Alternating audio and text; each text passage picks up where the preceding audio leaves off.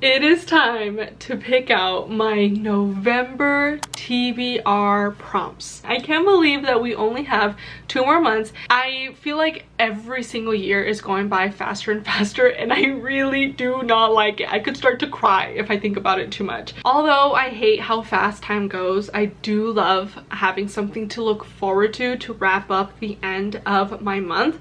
I love picking out 4 prompts to read in the month we're going into. The orange ones are fall coded, and then the pink ones are just general. I did also just film a 10 before the end short form video where it's basically 10 books that I hope to read before the end of the year.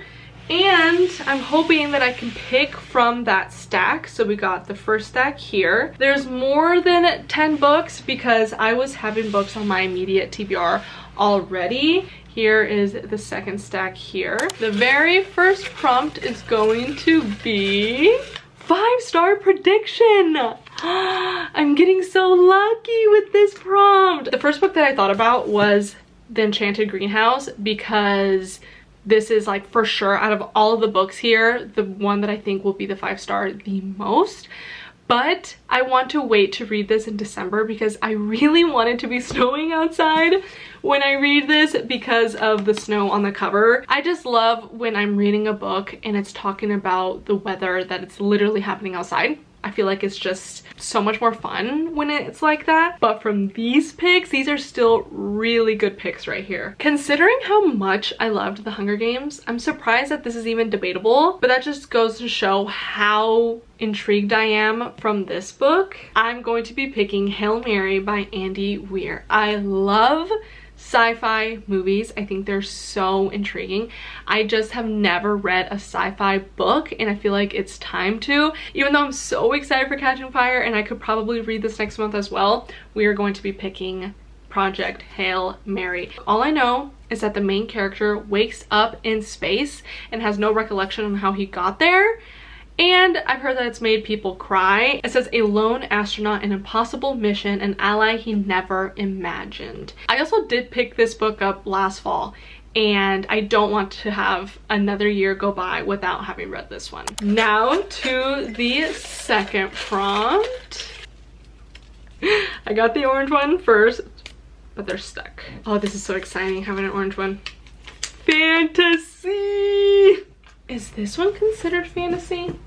Is this one considered fantasy? I don't think this is considered fantasy because I got it for the Afterlight subscription, which is romance. But because he is a werewolf shifter, is that considered fantasy? Let's see. Wait, it is. It says it's considered a fantasy novel specific. What did I say? Specifically a urban fantasy or paranormal romance. Okay, so I can use that one. What about the Tatami Galaxy? Yes, it's widely considered a form of fantasy, specifically magical realism. I love books that are like that due to its surreal and speculative elements. Again, I am stuck between 2 books that I can't choose between.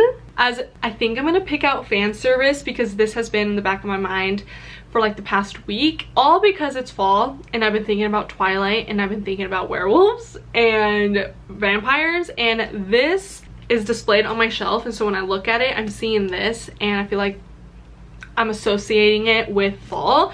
So I have been wanting to pick this book up, and it's romance. Also, how fun is this cover? I feel like it's giving 90s vibes or just like movie vibes. I love the art in this book as well. It's just so much fun. So in this book we're following Alex, who is like the brains behind this very successful show called The Arcane Files, a long-running werewolf detective show. I don't know if she's the director or if she just had the idea or what she has associated with it. And Alex does not like the main character, Devin, who plays the werewolf in his show. But then it says, he woke up naked in the woods outside his LA home with no memory of the night before. It says though, and this is where it sounds really fun, it says it must have been a coincidence that the once-in-a-century wolf blood moon crested last night. The claws, the fangs, and howling are a little more difficult to explain away. Desperate for answers, Devin finds Alex, the closest thing to an expert that exists. If only he could convince her to stop hating his guts long enough to help. Oh yeah, I feel like this is gonna be the perfect type of book to read before fall is over. Now to the second prompt.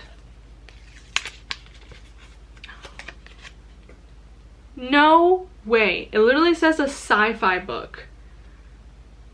Wait, I don't have another sci-fi book. Is the Atomic Galaxy considered sci-fi? Wait, it says the Atomic Galaxy is considered sci-fi due to its multiverse and time loop plot devices. Wait, did I just get so lucky right now? The reason that I bought this book is because I read this sentence right here. An unfulfilled college student hurdles through 4 parallel realities to explore the what might have been and what should never be. And that immediately made me think of The Midnight Library, which is my favorite book ever. And in that book, there is like some magical realism aspect to that I've been literally carrying in my heart ever since I read that book years ago, like 3 years ago now. And so when I read this synopsis, it immediately made me think of The Midnight Library, and because I love that book so much, it made me pick up this one. I have been also having this book on my immediate TBR and have been pushing it to the side. This book doesn't deserve that, so we are going to put it for a sci-fi book. Now to the last and final book.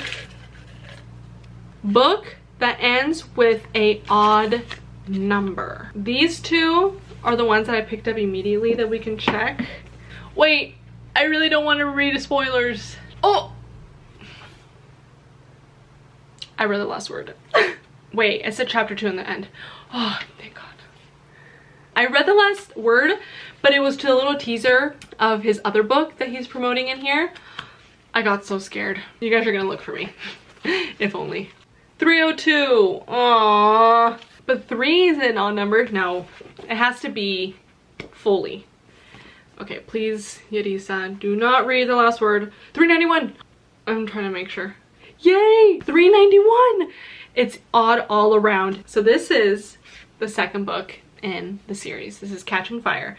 The first one is, of course, The Hunger Games. I literally picked this for a 5-star prediction because I genuinely feel like the rest of the series is going to be a 5-star read for me. I just really loved the first book, and I really love the movies, especially because in this book we're having a whole other game, a whole other trial to go through, and the writing is super fast paced. It's YA, so it's straight to the point, but not like too straight to the point where it feels like too young. YA is one of my top 3 favorite genres. I love how immersive and just like easy it is to read, or like the tiniest little taste of romance that we got. Oh my goodness, I am so excited to see more of that in this book. I also am looking forward to finishing this book and then putting the movie right on. It's just such a fun world to go into, and I'm very happy that I get to put this book on my November TBR. Let's do a quick little recap. For a 5-star prediction, Hail Mary by Andy Weir. For a fantasy book, Fan Service by Rosie Danon. A sci-fi book, The Atomic Galaxy. Book that ends with an odd number, Catching Fire. Wow, that is a very good stack. I literally have 2, kind of 3 5-star predictions in here. I got a very good stack. I got spoiled from my TBR jar. That is going to be it for today's video. I hope you had a lovely October, and I hope you have an even better November. Thank you so very much for watching, and I will see you guys in the next one. Bye bye.